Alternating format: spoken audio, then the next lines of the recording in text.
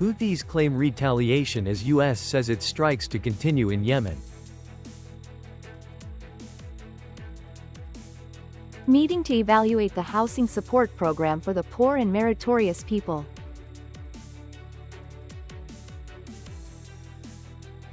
Exciting, digital education for all, movement in Vinh City. Hello everyone, you're watching today's news on NTV channel. My name is Đăng. Let's get started. The United States will continue attacking U.S.-manned Houthi until they stop targeting ships. In response, the Houthi forces announced a counterattack on the U.S. Navy's USS Harry S. Truman aircraft carrier in the Red Sea. We will restore that, and we will be unrelenting. U.S. Defense Secretary Pete Hegseth said that this campaign was in response to a series of attacks that the Houthis have carried out in the Red Sea since November 2023. Accordingly, U.S. airstrikes have killed many leaders of the Houthi forces in Yemen.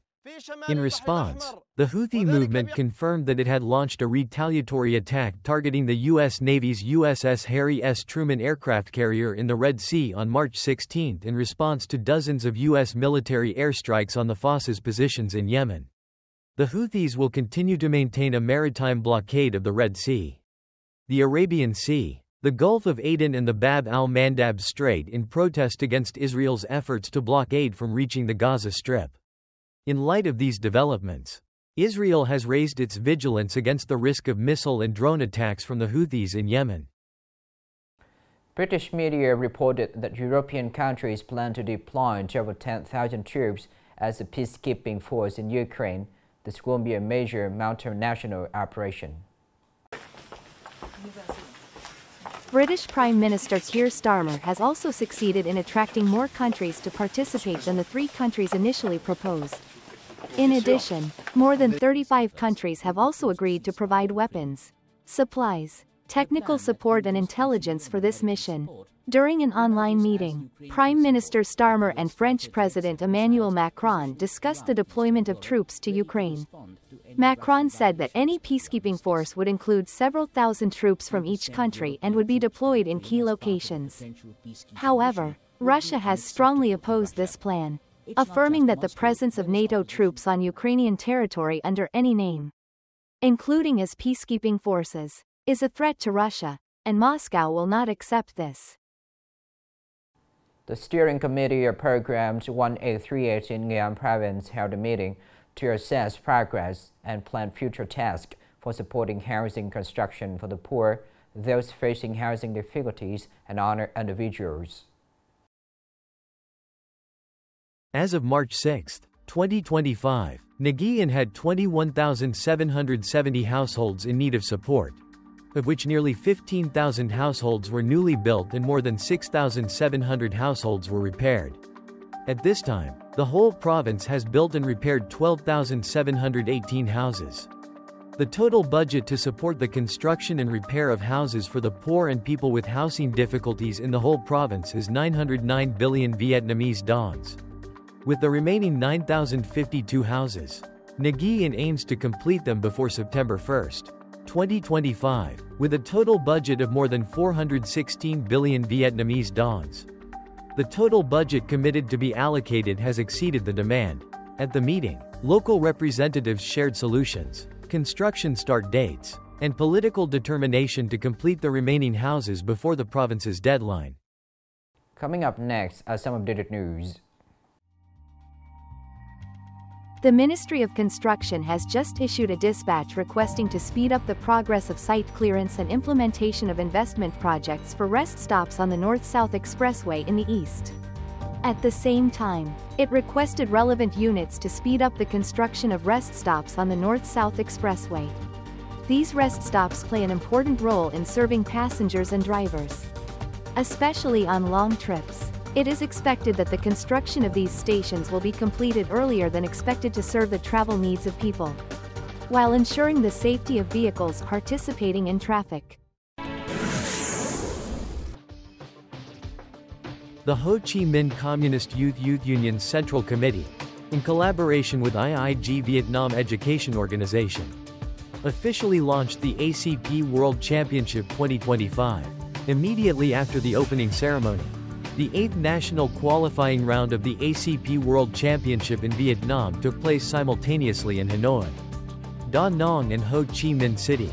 This round gathered 253 excellent contestants selected from more than 60 teams of high schools, colleges, universities and academies nationwide. ACP certificate is one of the globally valuable graphic design certificates, aiming to equip young people with knowledge and skills in graphic design and digital technology application, thereby opening up solid career opportunities in the digital age.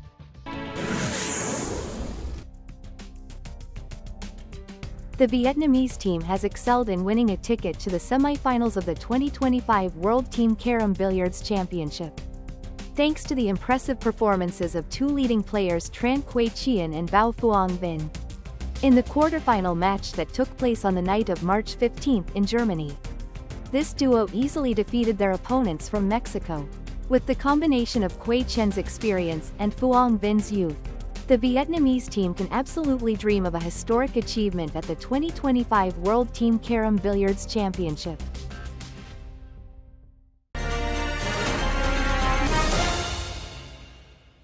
In response to Youth Month 2025 and the Digital Education for All movement launched by the Central Committee of the Vietnam Youth Union, many localities in Nghệ An have formed dedicated teams.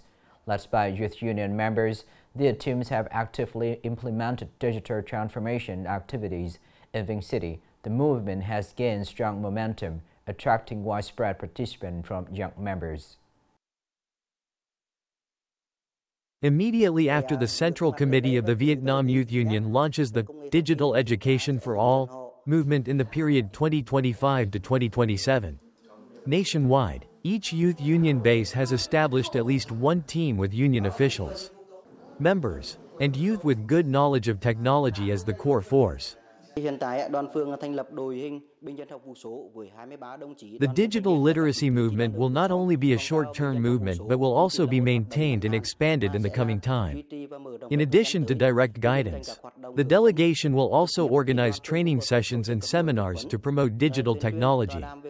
Hopefully, the movement will develop further to help people access technology and catch up with trends. Also in these days, the youth union members of Hung Phuc Ward, Vinh City have actively participated in the digital literacy movement by supporting ward officials in cleaning data and supporting people in using public services at the one-stop shop of the Ward People's Committee at any time of the day. We are working and studying, so we try to work in the evening. Work starts from 7 p.m. to 10:30 p.m., sometimes even until 11 p.m. We are determined to carry out this movement with good results. Currently in Vinh City, 33 wards and communes have established a digital education for the people team with many different practical activities. We have deployed teams not only during the day but also at night to support people in cleaning data and digitizing household registration for people. In addition, we also arrange forces to assign people to work with the ward's one-stop transaction center to support people in using online public services. The Digital Education for All movement is identified as one of the many key contents of the Youth Month 2025 of Nagi and youth in general and Vinh City in particular, thereby continuing to affirm the pioneering, proactive and creative role of youth union members in the digital age. This is the end of the show today. Thank you for watching.